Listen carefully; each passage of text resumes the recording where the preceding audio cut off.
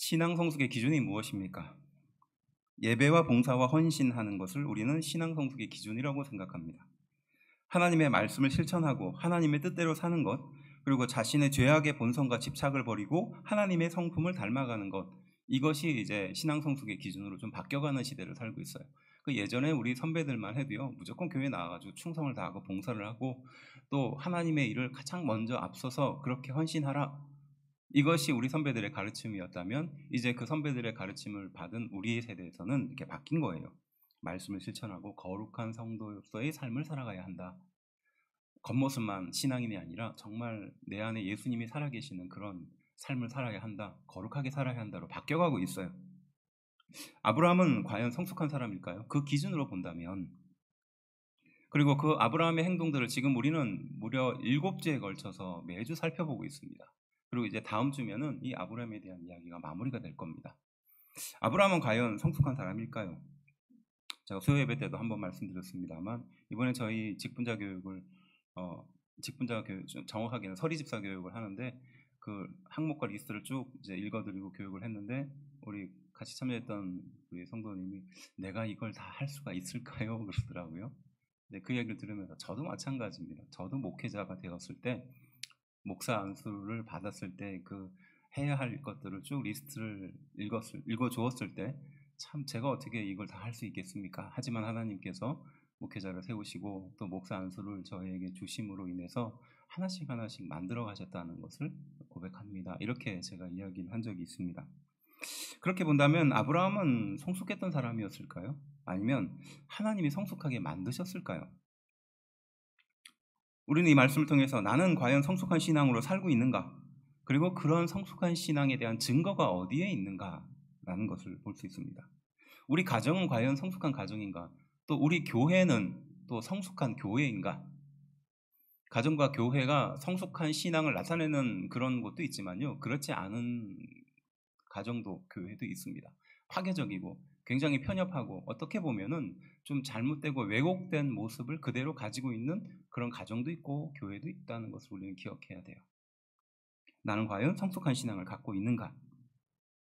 아브라함은요, 마침내 이제 아들을 얻었습니다. 그 오랜 기다림을 통해서 이제 25년이 지나고 나서 얻은 아들이에요. 아내 사라를 통해서 이삭을 얻었다는 것이 함께 읽은 본문의 시작이었습니다.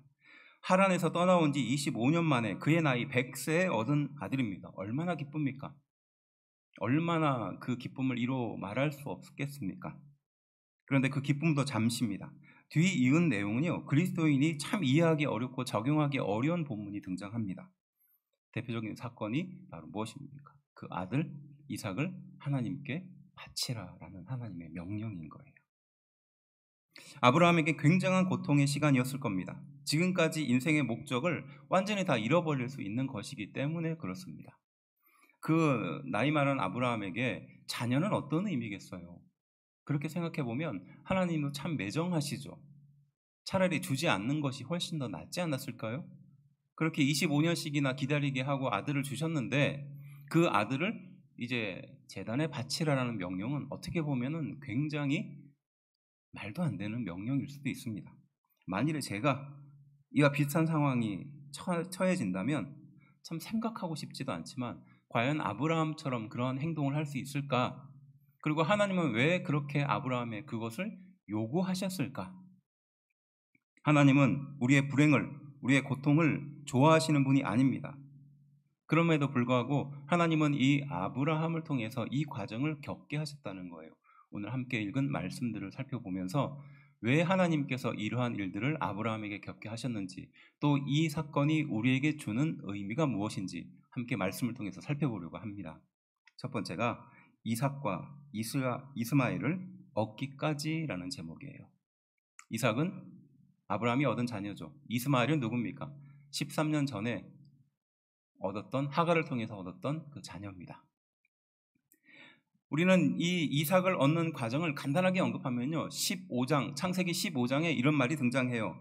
아브라함이 하소연을 합니다. 나는 자식이 없습니다. 내 상속자는 다메섹 사람, 그러니까 이방인이었던 이방인밖에 없습니다라고 아브라함은 하나님께 불평하죠. 그때 하나님은 그 아브라함의 손을 붙잡고 밤하늘에 쏟아지는 별들을 보면서 말합니다. 너의 자녀를 이렇게 많게 해줄 것이다. 하나님은 축복하시죠. 16장은 또 이렇게 말합니다. 그 축복을 받음에도 불구하고 아브라함은 어떤 일들을 벌이느냐? 그 여종 하갈을 통해서 이스마엘을 얻어요. 15장에 하나님께 그 축복의 약속을 받았지만 아브라함은 16장에 들어와서 바로 현실적인 선택을 하는 거예요. 누구의 충고였습니까? 아내 사라의 충고였습니다. 내가 지금 나이가 많으니 이제 자녀를 가질 수 없을 것이다. 하나님도 그것을 알 것이다. 이렇게 말하죠. 그래서 사라는 이런 말하죠. 여호와께서 내 출산을 허락하지 않으셨으니 라는 거예요. 이미 단정지어서 자신이 출산할 수 없는 몸의 상태를 하고 말합니다. 어떻게 보면 현실적인 선택입니다. 그런데 사라는 이 현실적인 선택을 어떻게 헤쳐나가느냐? 자신의 여종 하갈을 통해서 아브라함이 자녀를 얻을 것이라고 생각하는 거예요. 근데 여기서 아브라함은 어떻게 합니까? 하나님께서 주시는 약속을 믿고 그래도 기다려라, 믿음으로 기다려라 라고 말하지 않고 어떻게 합니까? 그 선택에 따라가요. 동조합니다. 그래서 그를 통해서 낳은 아들이 바로 이스마엘이에요. 아브라함이 86세 때 하란을 떠난 지 11년 만에 이렇게 이스마엘을 얻습니다. 이것이 과연 믿음을 따라서 한 행동이냐, 성숙한 신앙의 행동이냐? 저는 그렇게 보지 않거든요. 소위 말해서 현실을 타협한 행동이었습니다. 그리고 17장, 16장에 그 사건이 일어나고 나서 17장에 넘어오면요. 아브라함이 99세 때, 그러니까 13년 뒤입니다. 이스마엘을 낳고 나서 13년 뒤에 하나님은 아브라함에게 찾아가서 할례 약속을 하는 거, 할례 언약을 하는 겁니다. 우리가 배웠듯이 할례는 뭐죠? 죽음이라는 거예요. 그러니까 아브라함 너의 인생이 이제 끝났고 이제 하나님의 거룩한 백성으로 이름을 바꿔주고 그리고 새로운 백성으로 시작되었다라는 이름으로 그렇게 할례 언약을 하는 겁니다. 이것이 17장에 등장하죠. 그래서 아브라함과 사라의 이름을 바꾸어 줍니다. 그런데 이때 아브라함은 어떤 반응을 합니까? 아브라함은 웃어요. 웃습니다. 내가 100세고 내 아내가 90세인데 어떻게 자녀를 출생할 수 있느냐라고 말하면서 하나님께 이렇게 말하죠. 지금 현재 있는 이스마엘이나 하나님 앞에 살기를 원합니다. 이렇게 말하는 것이에요. 이게 아브라함의 반응이었어요. 사라는 어떻게 반응했습니까? 속으로 웃었어요. 사라에게 하나님이 말씀하셨는데 사라는 그 약속을 듣고 속으로 웃었습니다. 그리고 하나님이 웃었다라고 말하니까 자기는 웃지 않았다라고 부정하는 장면이 등장해요. 이게 17장에 등장합니다. 그리고 이제 마침내 이제 21장에 들어와서 하나님은 그 아브라함과 사라에게 한 약속을 이루어 주신 거예요.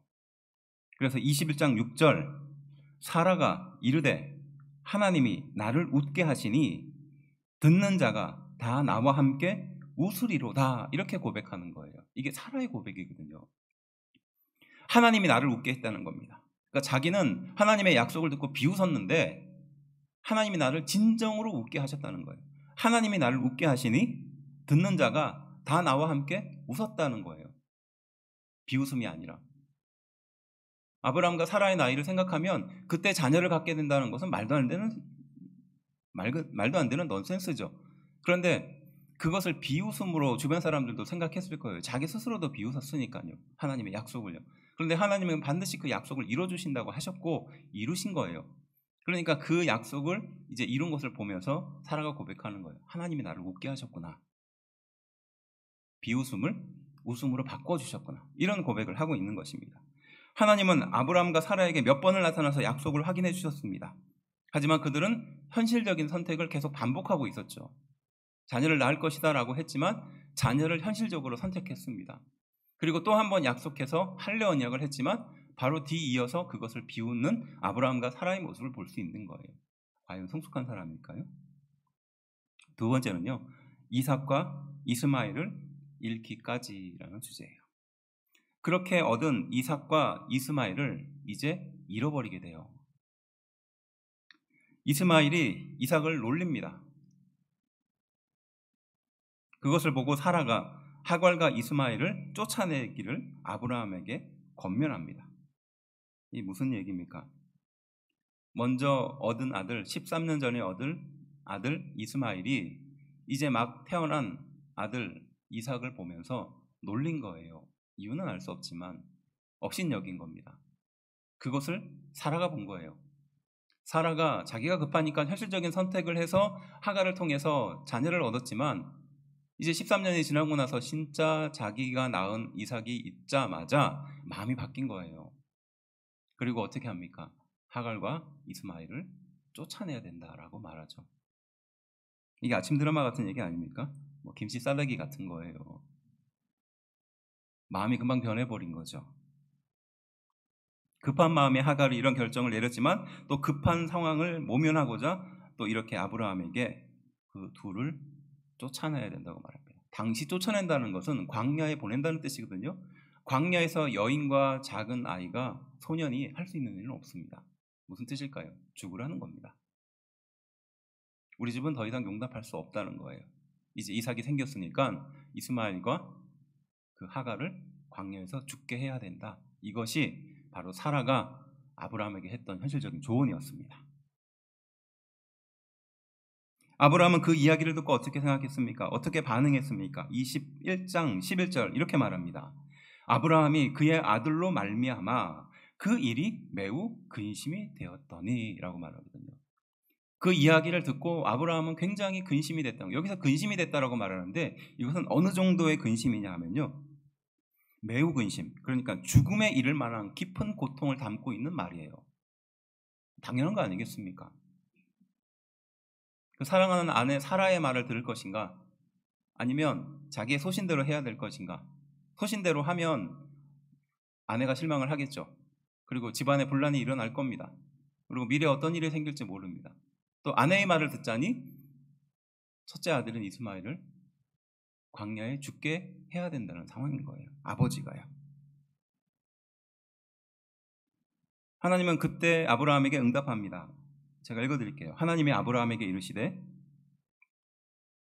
제가 읽어드리겠습니다. 하나님이 아브라함에게 이르시되 내 아이나 내 여종으로 말미암아 근심하지 말고 사라가 내게 이른 말을 다 들으라. 이삭에게서 나는 자라야 내 씨라 부를 것임이라.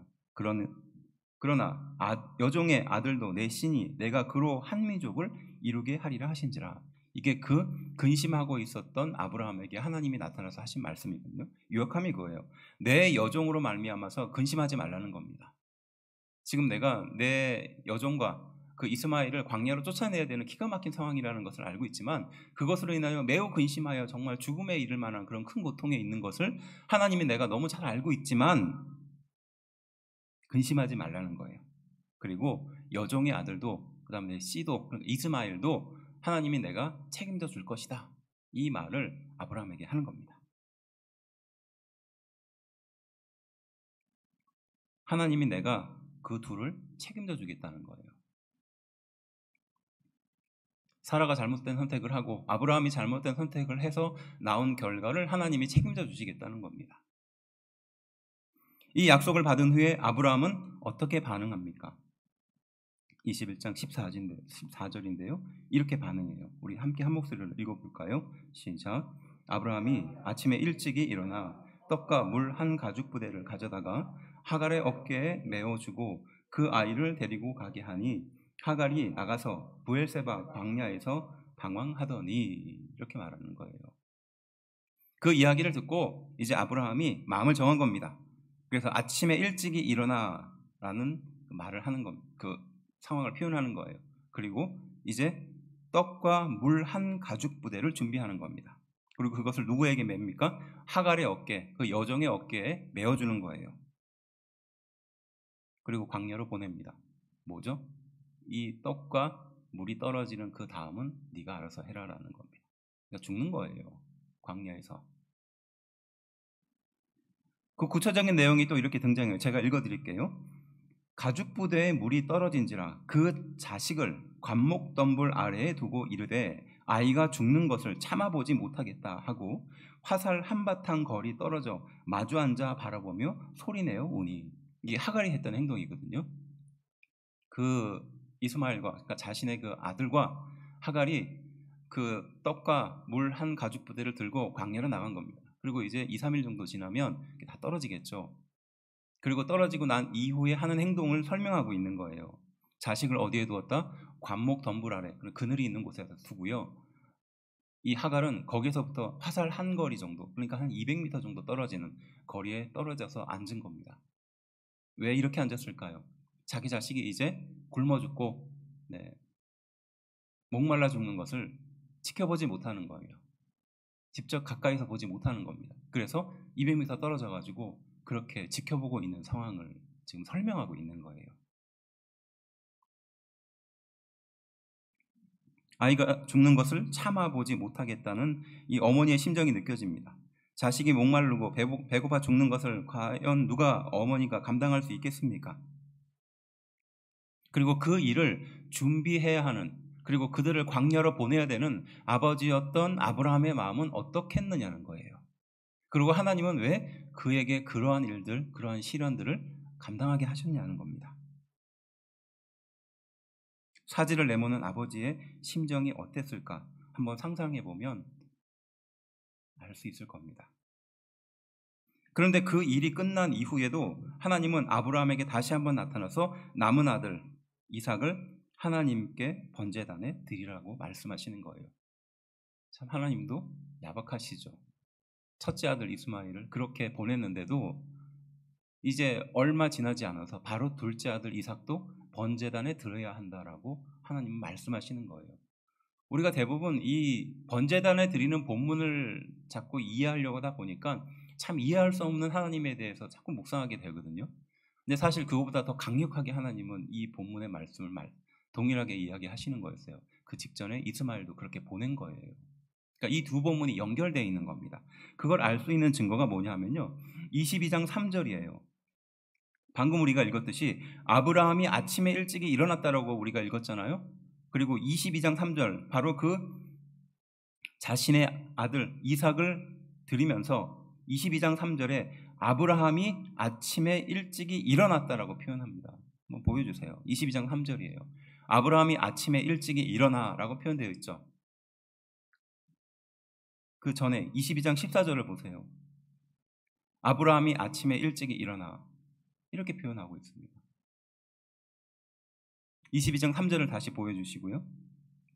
함께 한 목소리를 좀 읽어봅시다. 시작. 아브라함이 아침에 일찍이 일어나 나귀의 안장을 지우고 두 종과 그의 아들 이삭을 데리고 번제에 쓸 나무를 쪼개어 가지고 떠나 하나님이 자기에게 일러주신 곳으로 가더니, 이거예요. 얼마나 기가 막혔을까요? 이제 그 하나 남은 아들 이삭마저도 하나님께서 번제로 드리라라고 말씀하시는 겁니다. 그러니까 이 두 가지 본문이 사실은 연결되어 있는 거예요. 그리고 똑같은 목적을 갖고 있는 겁니다. 두 아들을 잃기까지 아브라함의 마음은 어떠했겠습니까? 죽을 만큼 괴로운 선택을 해야 하지 않았겠습니까? 하나님이 그 두 아들을 아브라함을 통해서 포기하라고 말씀하신 이유가 무엇이었느냐는 것이에요. 첫째 아들은 광야로 쫓아내라고 했고요. 둘째 아들은 번제단 위에서 하나님이 나를 위해서 잡으라라고 말씀하신 거예요. 하나님은 그렇게 잔인한 분이 아니신데, 생명을 사랑하시는 분인데 왜 하나님은 바로 이 아브라함의 이 순간에 이것을 요구하셨을까요? 25년씩이나 기다리게 하시고 그런 어려운 과정을 겪어서 겨우 이제 아들 하나 얻었는데 그 아들을 그렇게 하나님이 말씀하신 이유가 뭐냐는 거예요. 하나님이 명령하신 그 모리아 산을 바라보면서 아브라함은 사흘길을 걸어가게 됩니다. 그 사흘길 동안 무엇을 생각했을까요? 세 번째, 이제 내가 이제야 아노라라는 주제입니다. 아들 이삭이 사흘길을 가는 중에 묻습니다. 불과 나무는 있는데 번제할 양이 어디에 있습니까? 아버지에게 묻는 질문이에요. 그리고 도착한 그곳에서 종을 머물게 하고 그 자리에 머물게 하고 아들과 함께 번제할 나무와 그 번제단이 있는 곳으로 올라갑니다. 그리고 손을 내밀어서 칼을 잡고 그 아들을 잡으려고 할 때 하나님이 이렇게 말씀하십니다. 12절 말씀입니다. 읽어봅시다. 시작. 사자가 이르시되 그 아이에게 내 손을 대지 말라. 그에게 아무 일도 하지 말라. 내가 내 아들 내 독자까지도 내게 아끼지 아니하였으니 내가 이제야 내가 하나님을 경외하는 줄을 아노라. 하나님의 말씀이죠. 이제야 내가 하나님을 경외하는지 알겠다는 거예요. 이 말씀을 읽어보면요, 띄워보면 잘 보세요. 내가 이제야 하나님을 경외하는 줄 알겠다라는 말을 보면요, 우리의 하나님이신데 우리를 창조하시고 우리의 모든 것을 다 알고 계시는 분인데 이제야 그것을 알았다라는 말이 솔직히 이해가 되지 않는 말입니다. 네, 보여주세요. 계속 띄워주시고, 이제서야 알았다는 거예요. 이게 무슨 뜻일까요? 이것은 아브라함 스스로 자기 자신을 알게 되었다는 일종의 표현이에요. 하나님이 몰라서 아브라함에 그렇게 말한 것이 아니라 아브라함 스스로 자기의 모습을 그때 발견한 것을 말하는 것입니다.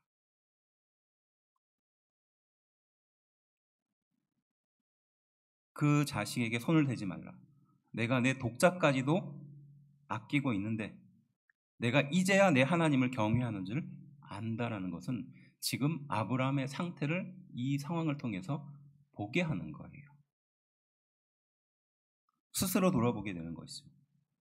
왜 하나님은 아브라함이 자신의 모습을, 자신의 본성을 알기를 원하셨을까요?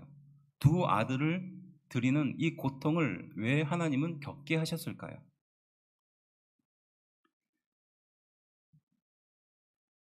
어떤 청년이 찾아와서 자기는 대학교 들어감과 동시에 교회를 다니지 않았다고 합니다. 왜냐? 부모님의 신앙생활을 보니까 도저히 신앙인은 저렇게 하면 안 된다라는 그런 자책감이 들었다는 거예요.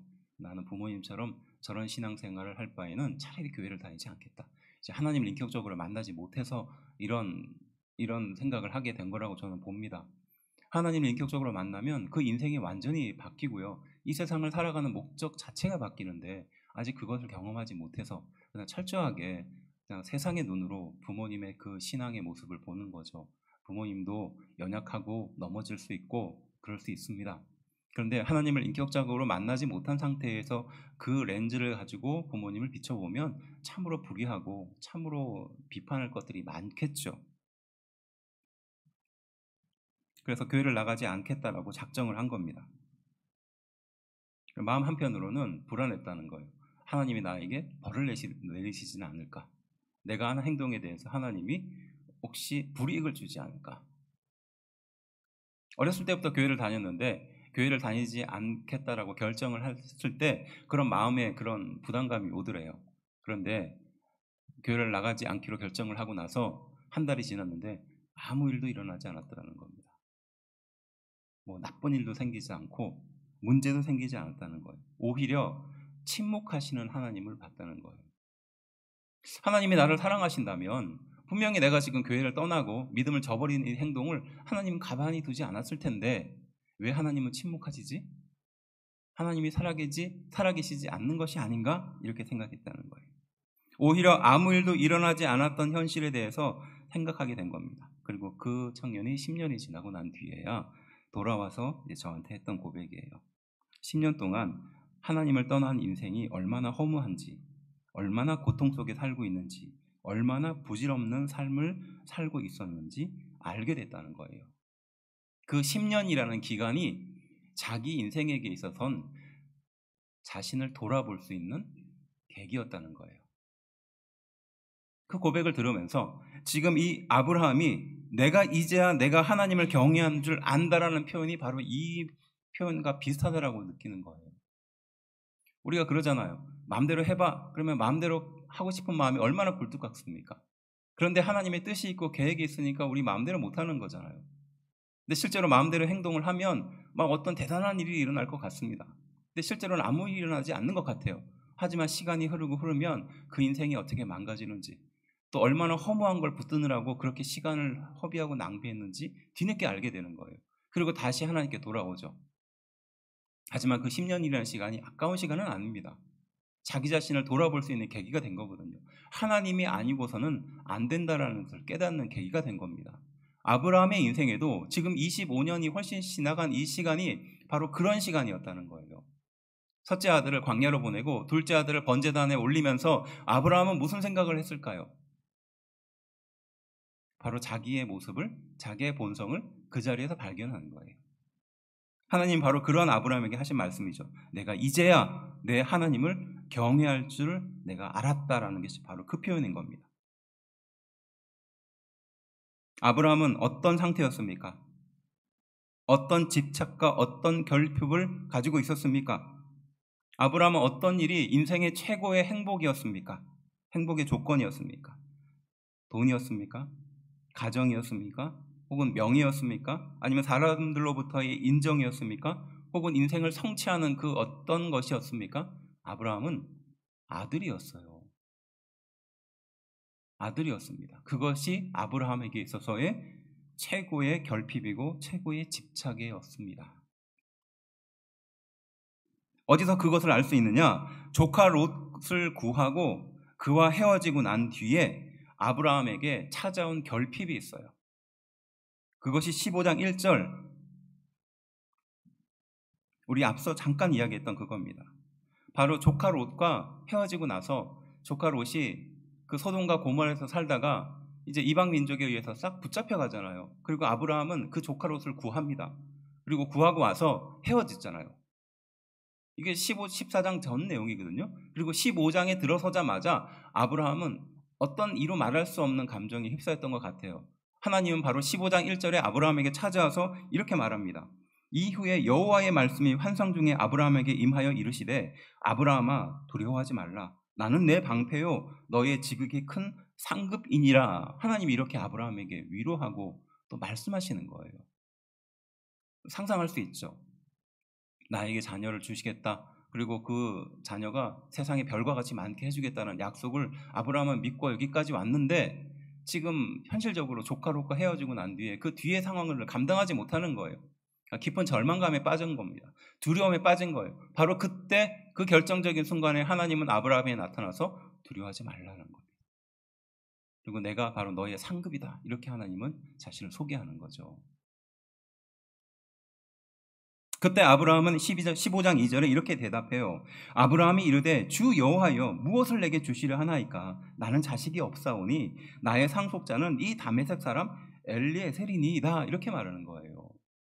그 마음속에 집착과 허무함을 갖고 있는 아브라함에게 찾아가서 하나님은 두려워하지 말라라고 말하니까 그 이야기를 듣자마자 아브라함은 이렇게 좀 신경적인 반응을 한 겁니다. 나한테는 자녀가 없습니다.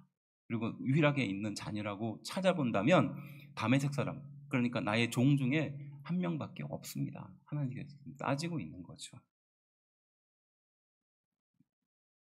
조카 롯이 지금 자기를 떠나고 하나님은 나에게 두려워 말라고 하는데 나는 지금 현실적으로 아들이 없는 상태입니다.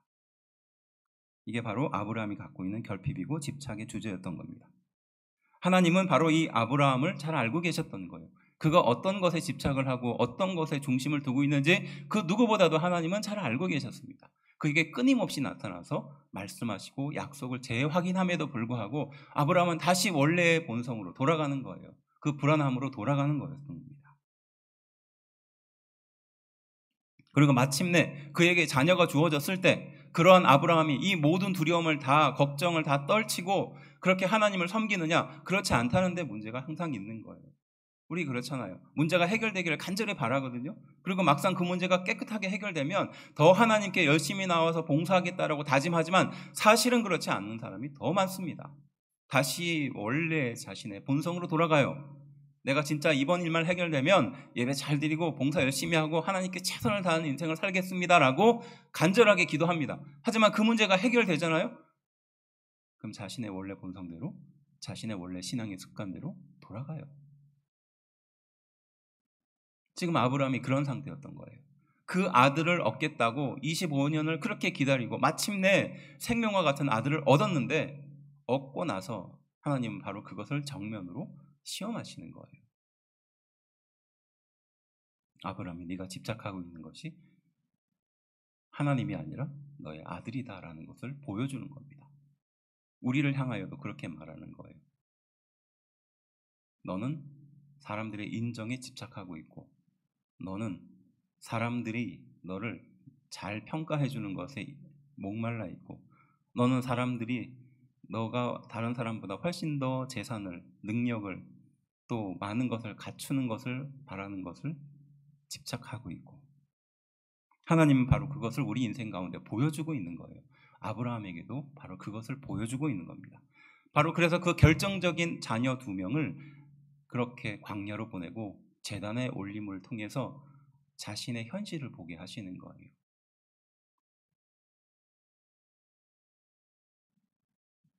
유일한 의지가 사라질 때 내게 남는 것은 무엇입니까? 하나님을 경외하는 것을 이제야 알았다라는 말을 보면요, 하나님을 경외한다는 것은요, 하나님보다 앞서는 것이 없을 때를 말하는 겁니다. 하나님보다 앞서는 것은 우상인 거예요. 자신의 건강이 하나님보다 앞서면요, 그것도 우상입니다.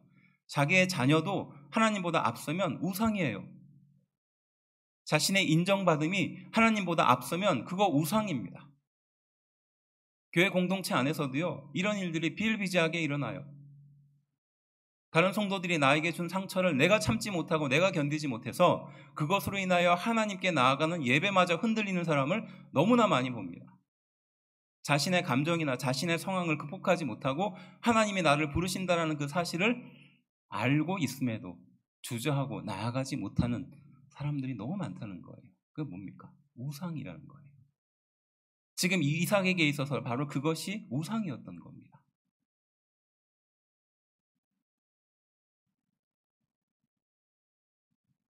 첫째 아들 이스마엘을 광야로 보내면서 그를 근심하면서 그 상황을 근심하며 죽을 지경에 빠진 이 아브라함이 하나님은 이스마엘을 결국 책임질 거라는 그 말씀 앞에서 내려놓게 된 겁니다. 그리고 둘째 아들 이삭을 번제로 드리는 그 순간 하나님은 그 또한 책임져 주실 것이라는 것을 이제 확실하게 알게 된 거예요. 아들이 중요한 게 아니라는 것이 아니라 내가 거기에 지나치게 집착하고 있었다는 것을 알게 된 겁니다.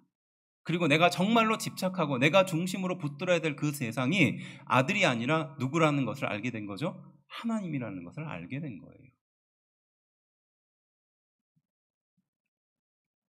하나님을 경외하여 안다는 것은 하나님이 책임질 것을 안다라는 의미인 줄로 믿습니다. 아브라함에 집착하는 아들을 결국 하나님이 책임져 준다는 의미예요. 아브라함이 집착하지 않아도 하나님이 책임져 준다는 의미인 줄로 믿습니다. 하나님이 하실 것을 믿고 맡기는 것이 하나님을 경외하는 것인 줄로 믿습니다. 맡기지 못하면 그것은 하나님을 무시하는 거예요. 베드로가 3번이나 예수님께 이 질문을 받죠. 내가 나를 진정으로 사랑하느냐? 그때 베드로는 말합니다. 진정으로 예수님을 사랑합니다. 그리고 3번째 그 대답을 하고 베드로는 그 자리에서 눈물을 흘리죠. 무엇입니까? 그 전에 내가 다른 사람은 다 배신해도 내가 예수님은 절대 배신하지 않겠습니다라고 확신에 찼던 베드로가 3번씩이나 예수님을 부인하고 난 뒤 무너지는 자기 자신을 발견하게 된 거예요. 그리고 예수님 앞에서 얼굴을 들지 못하는 그런 상태로 도망갈 수밖에 없게 됩니다. 바로 그때 예수님이 바로 그 베드로에게 찾아와서 묻는 거예요. 내가 나를 진짜로 사랑하느냐? 그때 베드로가 울면서 대답하죠. 진짜로 사랑하는 것을 주님이 너무나 잘 알지 않습니까? 어떤 상황입니까? 내가 그동안 말로만 사랑하고 내가 현실로서 사랑을 드러내지 못했는데 내가 현실로 부딪혀 보니까 내가 예수님을 진정으로 사랑하는 것은 그저 머릿속의 생각뿐이었습니다.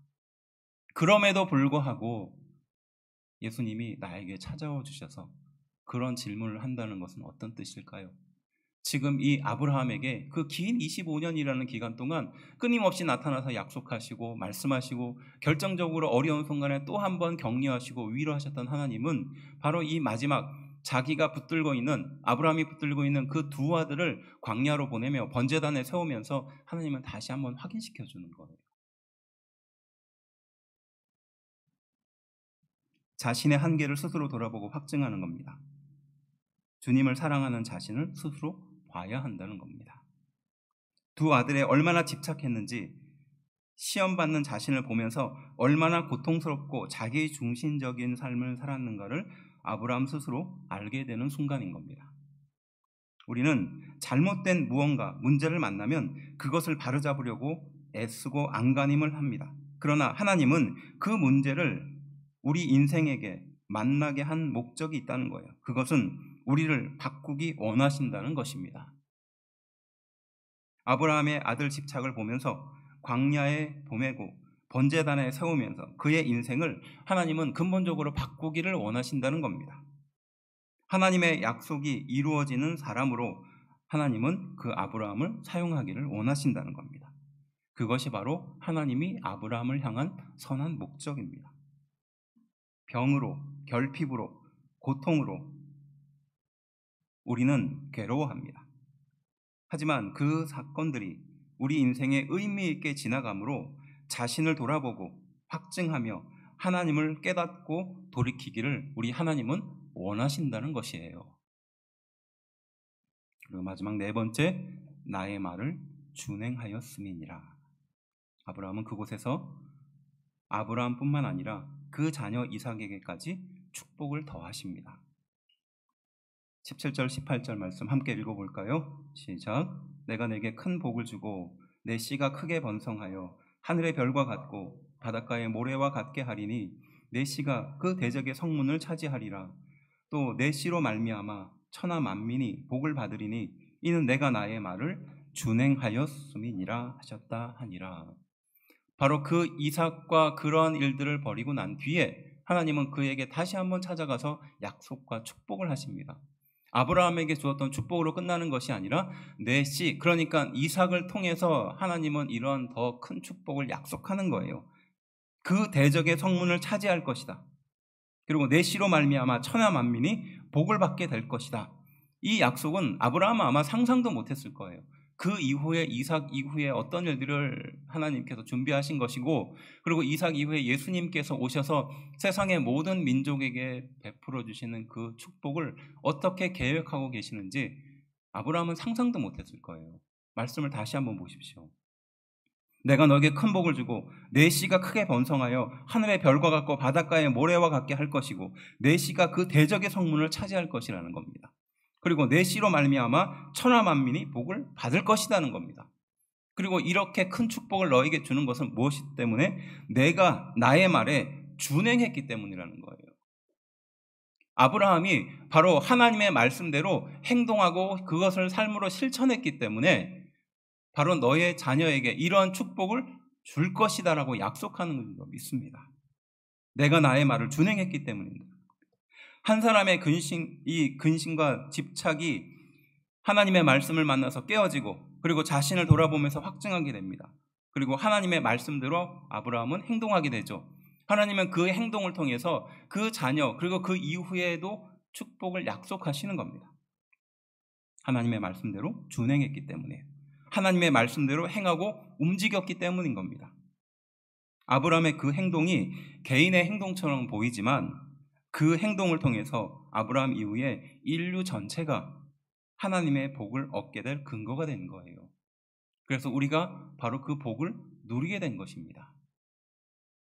우리가 행하는 작은 믿음의 행동이 가정과 교회와 이 세상의 역사를 뛰어넘는 축복으로 남겨질 것이다라는 일종의 약속을 담고 있는 거예요. 우리는 생각합니다. 우리가 살아있는 동안 열심히 교회 다니고 신앙생활하고 그나마 나의 모습을 내 자녀에게 남겨주는 정도, 그것이 우리 인생의 의미다 정도 생각합니다.